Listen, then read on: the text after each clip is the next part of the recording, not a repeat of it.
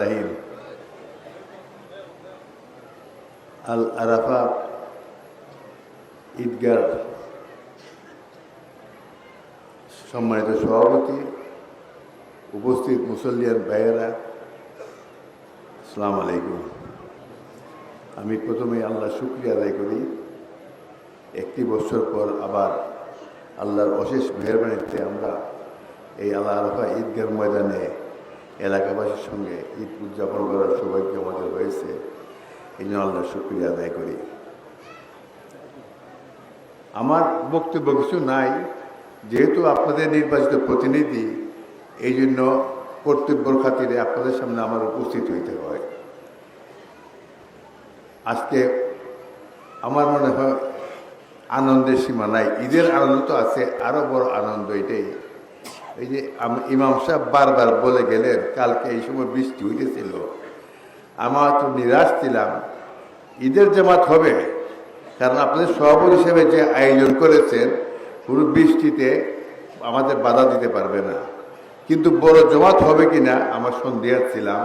কারণ খোলা আকাশের নিচে অনেকেই হয়তো দূর দূর থেকে আসতে পারবেন না। আল্লাহর অশেষ মেহরবানিতে আজকে দিন অনেক ভালো, অনেক সুন্দর। সত্যি ঈদের খুশি আজকে আল্লাহ আমাদেরকে দান করেছেন, আলহামদুলিল্লাহ। যাই হোক, আমি গত রমজান ঈদের পরে আবার আপনাদের সামনে উপস্থিত হওয়ার সৌভাগ্য হয়েছে। আমার বলার কিছু নাই, আপনারা আমাকে নির্বাচিত প্রতিনিধি করেছেন। আর আমার এই বলো কি দুই একটা কথা বলবো, তার আগে বলবো ঈদগার কথা। ঈদগাহ সৌন্দর্য দিন দিন বাড়তেছে আপনাদের সকলের সম্মিলিত প্রচেষ্টায়, সকলের সহযোগিতায়, সকলের আন্তরিকতায়। আপনাদের সবচেয়ে বড় জিনিস হলো দূর দূর থেকে কষ্ট করে আমাদের যে 12-14 গ্রামের সমন্বয় এই ঈদগাহ, আপনারা এখানে সমাবেত উপস্থিত হন এবং গর্বের সহিত বলতে পারি হবিগঞ্জ জেলা, বৃহত্তর সিলেটে জানি না, তো হবিগঞ্জ জেলার মধ্যে হবিগঞ্জ সদর সহ জেলা সদস্য সবচেয়ে বড় জমাত আমাদের এই আল আরাফা ঈদগাহ ময়দানে হয়। আমরা অত্যন্ত ভাগ্যবান যে এত বড় জামাতে নামাজ আদায় করার আমাদের সৌভাগ্য হয়। সত্যি কথা বলতে কি, আজকে আমি আপনাদের সংসদ সদস্য হিসাবে আমার কিন্তু চিঠি আসছে এবং নির্দেশও আসছিল রাষ্ট্রপতির সঙ্গে নামাজ পড়ার, জাতীয় ঈদগাহ, প্রধানমন্ত্রীর সঙ্গে ঈদগাতে নামাজ পড়ার কার্ড দিয়ে দাওয়াত করেছেন, টেলিফোনও করেছেন। আমি শুনেছি, আমি কোনো জবাব দেই নাই। আমি বলেছি আল আরাফার চেয়ে সুন্দর এবং আপন ঈদগাহ আমার দুনিয়াতে দ্বিতীয় কোনোটা নাই। কাজেই আমি যতদিন বেঁচে থাকি, যতদিন সুস্থ থাকে, আমি আপনাদের সঙ্গে এই নামাজ পড়ার ইচ্ছা প্রকাশ করি, ইচ্ছা রাখি। বাকি আল্লাহর মর্জি। আমি দায়িত্ব নেওয়ার পর মাত্র 3 মাস, 3.5 মাস হয়েছে। আপনাদের এলাকার, আমার এলাকার অনেক সমস্যা আছে, সমস্যায় জর্জরিত। দিকে দিকে আইন শৃঙ্খলাই বলেন, চাঁদাবাজির কথাই বলেন, উন্নয়নের কথাই বলেন, যে দিকে তাকাই খালি সমস্যা। যাই হোক, এই 3.5 মাসে আমার এলাকার গণ্যমান্য ব্যক্তি যারা আছেন, নেতৃবৃন্দ যারা আছেন, তাদের সঙ্গে পরামর্শ করে পর্যায়ক্রমে একটা করে আমি সমাধান করবার চেষ্টা করেছি। ইতিমধ্যেই আমি অত্যন্ত আনন্দের সঙ্গে বলতে পারি অনেকগুলি সমাধান হয়ে গেছে, আইন শৃঙ্খলার উন্নতি হয়েছে। যদিও ছোটোখাটো চুরি টুরি আছে, অস্বীকার করি না।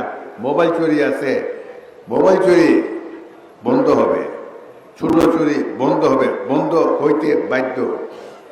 আর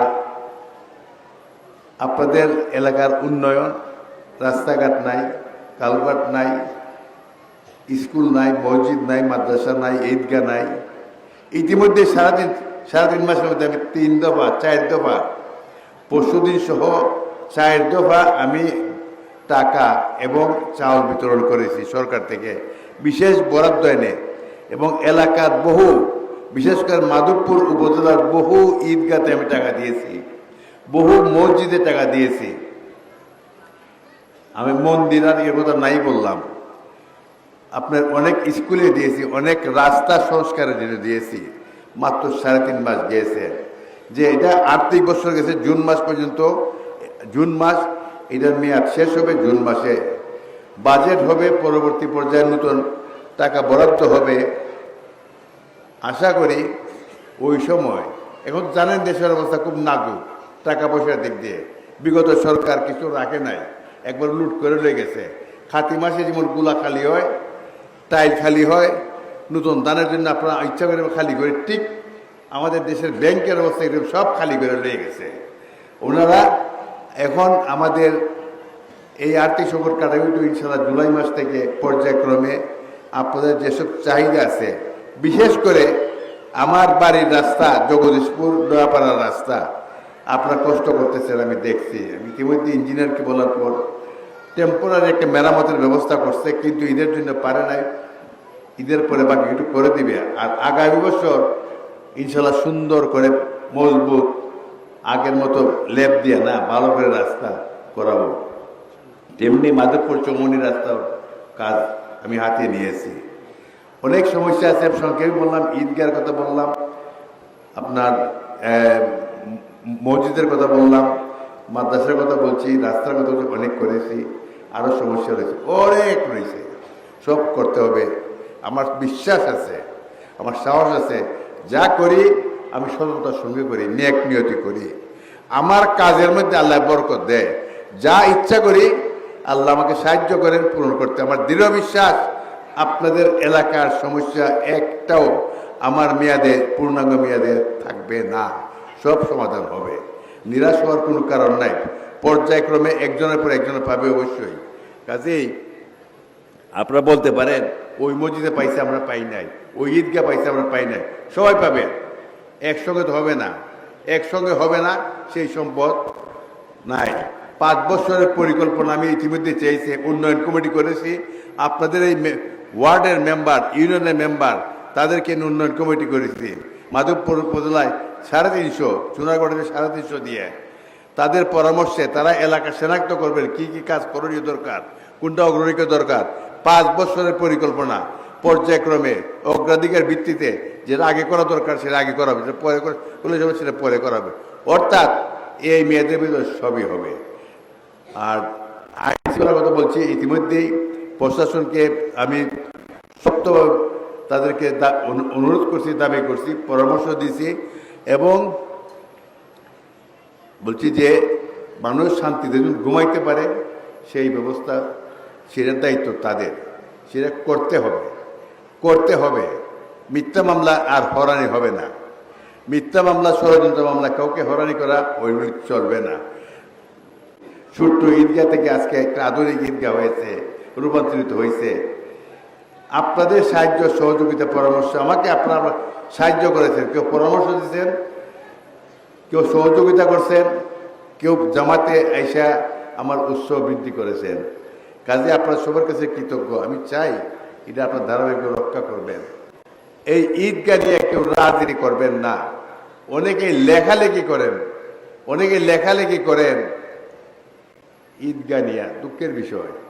আপনারা যদি সন্তান হয়ে থাকেন আর ঈদগাতে যদি থাকে, আর যদি মনে করেন আপনাদের পূর্বপুরুষ মুরব্বীরা এই ঈদগার সঙ্গে জড়িত ছিল, তারাও নামাজ পড়ে বিদায় নিয়েছে, আপনারা হয়তো আধুনিক এই ঈদগাতে নামাজ পড়া মনে করেন না বা সম্মানজনক মনে করেন না, মেহরবানি করে সমালোচনা করেন না, কিছু করে দেখান। আপনাদের যদি মাতৃভূমি দিয়া, জন্মভূমি দিয়া দরদ থাকে, সমালোচনা না করে পরামর্শ দেন। আমরা চাই না, টাকা চাই না, পয়সা চাই না, চাই শুধু পরামর্শ, মূল্যবান পরামর্শ দিবেন।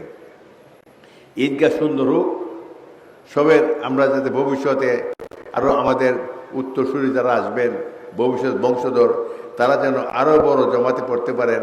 তারা যত নতুন, আমি বলেছিলাম একবার, আপনারা বলতে পেতে আপনার কথা মিল নাই, আমি বলেছিলাম একবার যে ঈদগার প্রয়োজন 2 তলা করে দিব, আমার মনে আছে। কিন্তু আমি অনেক জায়গায় কথা বলেছি, আমার বড় বড় আলিমরা পরামর্শ দিয়েছিল ঈদগাতে এইভাবে করা যায় না, ঈদগাহ ছাদ দেওয়া যায় না, ঈদগাহ ছাদ দেওয়া যায় না। মসজিদে নামাজ, ঈদগাহ নামাজ পড়া যায় ঈদের, কিন্তু ঈদগাতে ছাদ দেওয়া যায় না। এই জন্য যদি আপনাদের জানাশোনা কোনো আলিম দিয়ে এই ফতোয়া দিতে পারেন, পরামর্শ দিতে পারেন যে ঈদগাহ থেকে নামাজ সাথ দেওয়া যায়, আমি এখনো প্রস্তুত। আর আপনার সভাপতি সাহেব আমার বলছেন আমার নাকি মেয়াদ শেষ, সমস্যা আছে। যাই হোক, সবাই আবার ঈদ মুবারক জানাই, জানাই বিদায় নিচ্ছে আজকের মতো। আসসালামু আলাইকুম।